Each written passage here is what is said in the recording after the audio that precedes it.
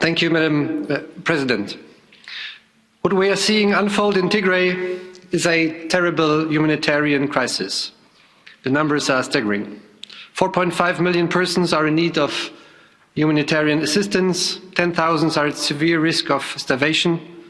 Hundreds of thousands of refugees are caught in the crossfire. 58,000 refugees have fled to nearby Sudan, and there are reports of atrocities against thousands of civilians. Ladies and gentlemen, after 3 months, Ethiopia ended its military operation, but the aftershock will be felt for years to come, and not only in Ethiopia, ladies and gentlemen. Already before the military skirmish, Tigray was a host region of hundreds of thousands of refugees spread over 4 camps, with millions who were already in need of humanitarian assistance. You already mentioned this, Madam Commissioner.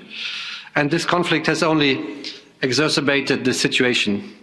Already before the military skirmish, the Horn of Africa was known as a delicate region. Now this conflict risks spilling over into neighboring countries and destabilize the entire region.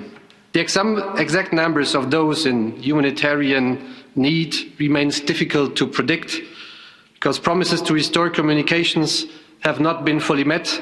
Humanitarian aid workers and organizations are still denied access to Tigray, cutting off millions from aid.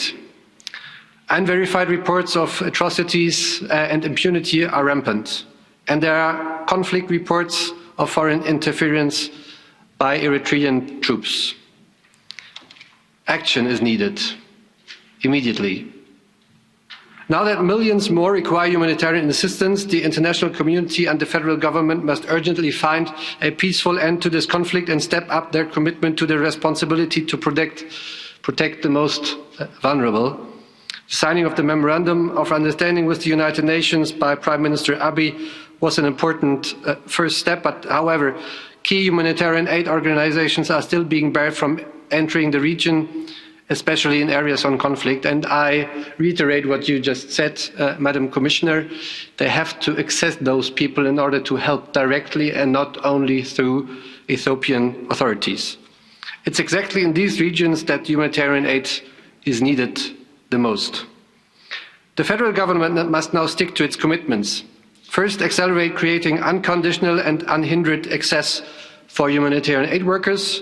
Second, establish secure humanitarian corridors. And thirdly, work with humanitarian aid organizations to establish a clear estimate of who is in need of aid. I think that the decision of the Commission to allocate 70 million euros to the Sudanese government is a good decision, because this helps in this situation in this difficult situation. But I agree with you that more improvement is needed. Meine Damen und Herren, die Lage in Äthiopien spitzt sich zu.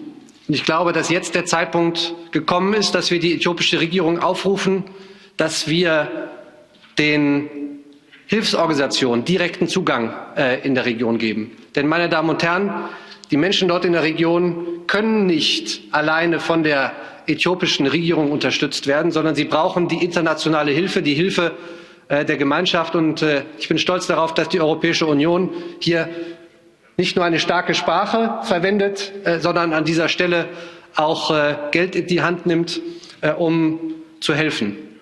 Und ich glaube, dass diese Hilfe angebracht ist, denn wir haben schon viel zu lange zugesehen und die äthiopische Regierung machen lassen.